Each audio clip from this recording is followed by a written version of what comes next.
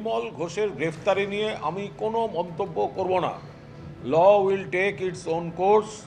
নির্মল ঘোষ বা কেউ ধরা পড়েছেন, তারা এবং তাদের আইনজীবীরা যা বলার বলবেন। কোনো অবস্থাতে আমি এখানে কোনো মন্তব্য করব না। কিন্তু যে পদ্ধতিতে এই ডিম এবং পুলিশ কাস্টডিতে থাকা অ্যাকিউজদের উপর অর্গানাইজড আক্রমণ চলছে, এটা হতে পারে না। পুলিশ এটা কি করে অ্যালাউ করছে? যাকে অ্যারেস্ট করা হয়েছে তিনি কিন্তু এখনো প্রমাণিত কোনো দোষী নন, যে ব্যক্তি হতে পারে, তাকে পুলিশ কাস্টডিতে আছে। পুলিশ তো পোজ দিয়ে ছবি ডিম মারার ব্যবস্থা করে দিচ্ছে, সামনেটা সরিয়ে দিচ্ছে, ওই মানে সরকারি প্রেমিসেসের মধ্যে লোক ঢুকে দাঁড়িয়ে ডিম মারছে, পুলিশের গায়েও ডিম লাগছে। এটা কোন কালচার হচ্ছে? কিভাবে নির্মল ঘোষের খোঁজ পেল পুলিশ? গাড়ি সূত্র ধরেই খোঁজ মিলল পানিহাটির প্রাক্তন বিধায়ক নির্মল ঘোষের। নির্মল ঘোষের খোঁজে তদন্তে নেমে প্রাক্তন বিধায়কের ব্যবহৃত একটি গাড়ির খোঁজ পান গোয়েন্দারা। তারপরে ওই গাড়ির নম্বর ট্র্যাক করতে শুরু করেন তদন্তকারীরা। যতগুলি টোল প্লাজা দিয়ে গাড়িতে গেছিল সবকটিতেই ধরা পড়ে ওই গাড়ির নম্বর। গতকাল বালাসোরে একটি হাইওয়ের ধারে একটি হোটেলের সামনে গাড়িটি দেখতে পান তদন্তকারীরা। তাতে পশ্চিমবঙ্গের নম্বর আছে দেখে হোটেলে ঢোকেন গোয়েন্দারা।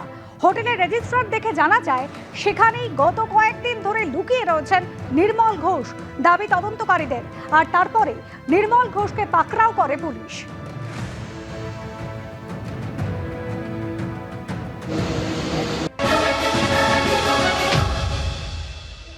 গত রবিবার মুখ্যমন্ত্রী বলে যাবার পর ব্যারাকপুর কমিশনারেটকে যে শ্মশানেটি কি ঘটেছিল সেটা জানা প্রয়োজন এবং এই তিনজনের ভূমিকা, সেই ভূমিকাও কিন্তু তিনি দায়িত্ব দিয়েছিলেন ব্যারাকপুর কমিশনারেটকে খুঁজে বের করার। এবং আমরা দেখলাম যে গত সোমবার দিনকে, তার ঠিক পরদিনকেই অভয়ের পরিবারের তরফে কমপ্লেন করা হলো এবং তারপর থেকে নির্মল ঘোষ কিন্তু একেবারে বেপাত্তা ছিলেন। গতকাল তাকে সুদূর উড়িষ্যা থেকে, বালেশ্বর থেকে তাকে গ্রেফতার করা হয় একটি গাড়ি সূত্র ধরে। এই মুহূর্তে খর্দা থানাতে আমরা রয়েছি। এই হচ্ছে সেই গাড়ি, সিলভার কালারের যে গাড়ি, যে গাড়িতে করে এখান থেকে গত সোমবার দিনকে এফআইআর দায়েরের পরই নির্মল ঘোষ পালিয়ে গিয়েছিলেন। এই যে ফরচুনার ইনোভা WB06L8637 এই গাড়িতেই কিন্তু পালিয়ে গিয়েছিলেন নির্মল ঘোষ। সঙ্গে একজন ড্রাইভারকে নিয়েছিলেন এবং তার সঙ্গে আরেকজন সহযোগীকেও নিয়েছিলেন। এবং এই গাড়িতে করেই গত সোমবার দিনকে তিনি কলকাতা ছাড়েন। এখান থেকে তিনি কিন্তু সুদূর বালেশ্বর পর্যন্ত, উড়িষ্যা পর্যন্ত যান এবং সেই হোটেলে তিনি আত্মগোপন করেছিলেন। সেখান থেকে তাকে গ্রেফতার করা হয় এবং এই গাড়ির সূত্র ধরেই কিন্তু শেষমেশ জালে পড়েন নির্মল ঘোষ। গতকাল তাকে উড়িষ্যার আদালতে তোলা হয়। সেখানে তাকে ট্রানজিট রিমান্ডে নিয়ে আসার পর আজকে প্রায় ভোর 3টে নাগাদ তাকে আনা হয়েছে। অবশেষে একটি গাড়ির সূত্র ধরে পানিহাটির প্রাক্তন তৃণমূল বিধায়ক নির্মল ঘোষের হদিশ পেলেন ব্যারাকপুর কমিশনারের গোয়েন্দারা। ব্যারাকপুর কমিশনারের গোয়েন্দাদের কাছে খবর ছিল গত কয়েকদিন ধরে একটি গাড়িতে করে ঘুরে বেড়াচ্ছেন পানিহাটির প্রাক্তন তৃণমূল বিধায়ক নির্মল ঘোষ।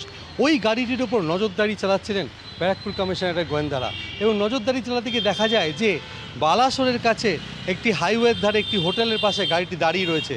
তারপরে হোটেলের রেজিস্টার পরীক্ষা করতেই দেখা যায় যে নির্মল ঘোষ ওই হোটেলে এসে আত্মগোপন করে আছেন। তখনই গতকাল দুপুরে সেই হোটেল থেকে তাকে গ্রেপ্তার করে ব্যারাকপুর কমিশনারের গোয়েন্দারা এবং খর্দা থানার পুলিশ। এবং যেটা জানা যাচ্ছে গত 11ই জুলাই তাকে শেষবারের মতো কলকাতার বোট ক্লাবে ঋতব্রতপন্থী তৃণমূলের নেতাদের সঙ্গে তিনি বৈঠক করেছিলেন। তারপর থেকে খর্দা থানার পুলিশ তাকে হন্যে খুঁজছিল। গত 10 তারিখে খর্দা থানায় লিখিতভাবে অভিযোগ দায়ের করেন অভয়ের বাবা মা। তারপরেই মামলা রুজু করে খর্দা থানার পুলিশ এবং তখন থেকেই নজরদারি চালানো হচ্ছিল নির্মল ঘোষের উপর। এই নির্মল ঘোষ গত কয়েক সপ্তাহে ভারতবর্ষের বিভিন্ন প্রান্ত, এমনকি দিল্লি পর্যন্ত ঘুরে বেরিয়েছেন এবং সেই গাড়িটি গত কয়েকদিন ধরে তিনি ব্যবহার করছিলেন। তার পাশাপাশি একটি নতুন সিম কার্ড নিয়ে তিনি ফোন ব্যবহার করছিলেন, কিন্তু গতকাল সকাল থেকেই সেই ফোনটি বন্ধ ছিল। ফোনটি বন্ধ থাকা সত্ত্বেও গাড়ির সূত্র ধরেই অবশেষে দুপুরবেলা বালাসোরের কাছে একটি হোটেল থেকে তাকে গ্রেপ্তার করে ব্যারাকপুর কমিশনারের গোয়েন্দারা এবং খর্দা থানার পুলিশ। ক্যামেরায় তরুণ বিশ্বাসের সঙ্গে সমীরণ পাল, এবিপি আনন্দ, উত্তর 24 পরগনা। এবিপি আনন্দ, এগিয়ে থাকে, এগিয়ে রাখে।